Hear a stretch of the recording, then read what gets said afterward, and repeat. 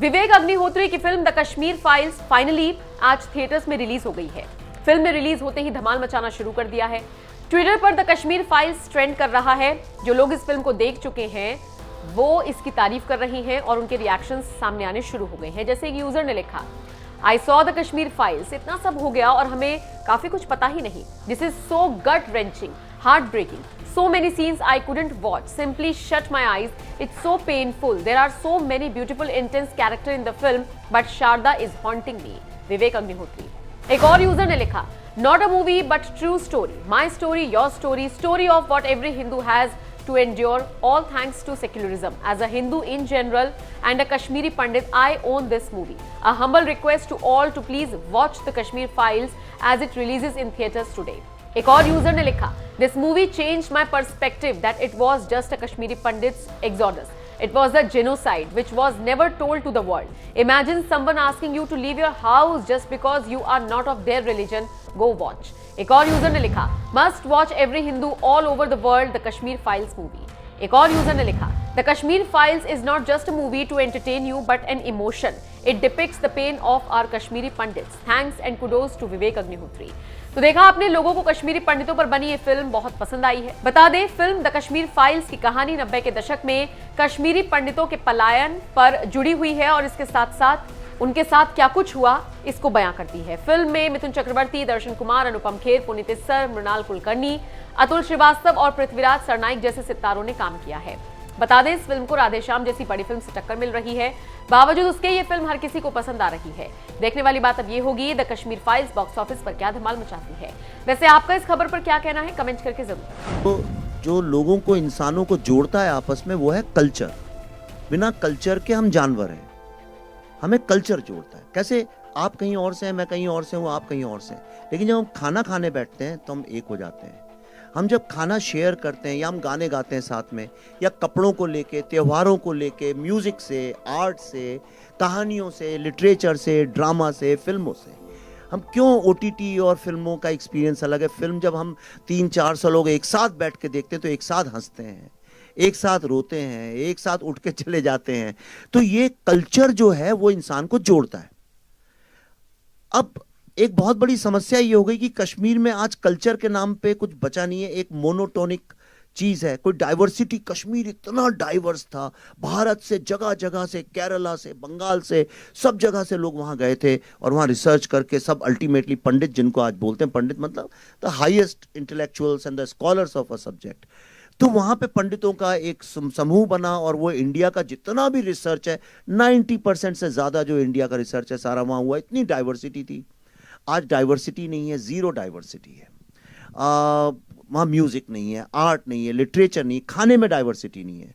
मैंने खाने के बारे में एक ट्वीट किया था, मैं वेजिटेरियन हूँ तो नहीं मिल रहा था, तो मैंने कहा भाई अब नया जो कश्मीर बन रहा है इसमें वेजिटेरियन खाना भी मिलना चाहिए। तो उन्होंने फतवा इशू कर दिया मेरे नाम पे।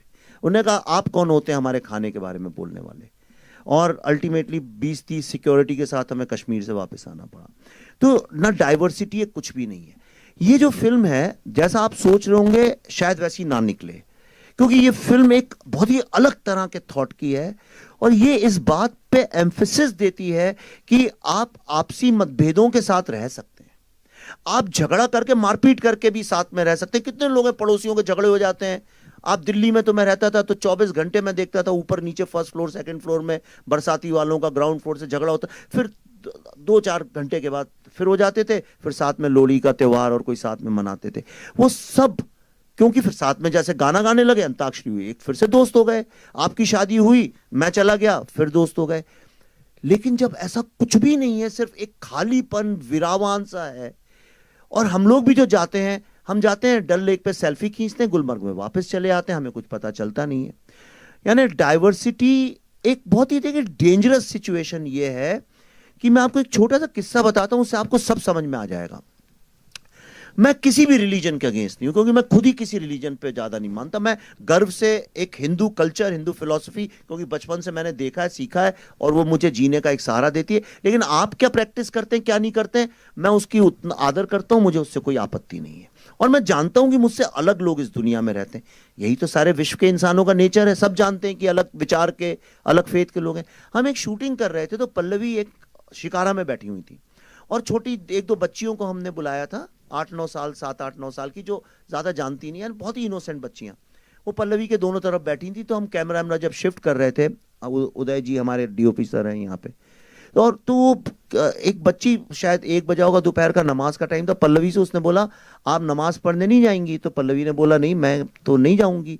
तो कह रही क्यों नहीं जाएंगी आप नमाज पढ़ने? पल्लवी ने कहा इसलिए क्योंकि मैं मुसलमान नहीं हूँ। तो कहने लगी अरे ऐसा कैसे हो सकता है, आप कहीं नहीं जाती नमाज पढ़ने? पल्लवी ने कहा नहीं देखो ऐसा है, मैं हिंदू हूँ इसलिए मैं नमाज नहीं पढ़ती हूँ। कहने लगी तो क्या हुआ, नमाज तो हर कोई पढ़ता है। एक 8-9 साल की बच्ची, 10 साल की बच्ची, दुनिया में कोई भी बच्चा हो इस बात को जानता है कि अलग अलग फेथ के लोग होते हैं, पर कश्मीर में 1990 के बाद जो पैदा हुए हैं लोग, उनको कुछ आइडिया ही नहीं है इस बात का कि दुनिया में डाइवर्सिटी नाम की चीज है। इसका भारत और कश्मीर और पाकिस्तान से कुछ लेना देना ही नहीं है। आप एक पूरी की पूरी जनरेशन जो है वो इतनी इग्नोरेंस के साथ बड़ी हो रही है। मेरा जो ड्राइवर था टैक्सी का, वो लाल रंग के जूते पहनता था, तो मैंने उससे एक दिन शूटिंग के दौरान यही पूछा, वो बड़े अजीब से लंबे लंबे रेड बूट्स थे, तो मुझे थोड़ा अजीब भी लगते थे, चमकते हुए लाल। तो मैंने उससे ऐसे ही चिढ़ाते हुए बोला क्यों भाई बड़े अच्छे जूते पहन रखे हैं, कहाँ थाईलैंड से लाए हो, फॉरेन से लाए हो? कहता हाँ। तो मैं सोचा शायद थाईलैंड का नाम लेगा, 20-25 हज़ार रुपए के टिकट में कोई भी चला जाता है आजकल थाईलैंड वगैरह। तो मैंने बोला थाईलैंड से? वो बोला नहीं दिल्ली से। इंडिया भी नहीं बोला उसने, दिल्ली से। और मैं यकीन से कह सकता हूं, थोड़ी तो मैं भी समझ रखता हूं इंसान की, मैं आपको गारंटी से कह सकता हूं उसने जिस इनोसेंस से बोला था, उसको आइडिया ही नहीं था इस बात का कि वो जो कह रहा है वो गलत है। तो ये जो हमने क्रिएट कर दिया, ये फिल्म यही आपको बताएगी कि क्या होता है जब आप एक सोल को खत्म कर दें, कल्चर को, आर्ट, म्यूजिक, लिटरेचर, आर्किटेक्चर, इन सब चीजों को खत्म कर दें, तो वो किसका लॉस है? क्या वो कश्मीर का लॉस है? क्या वो हिंदू मुस्लिम का लॉस है?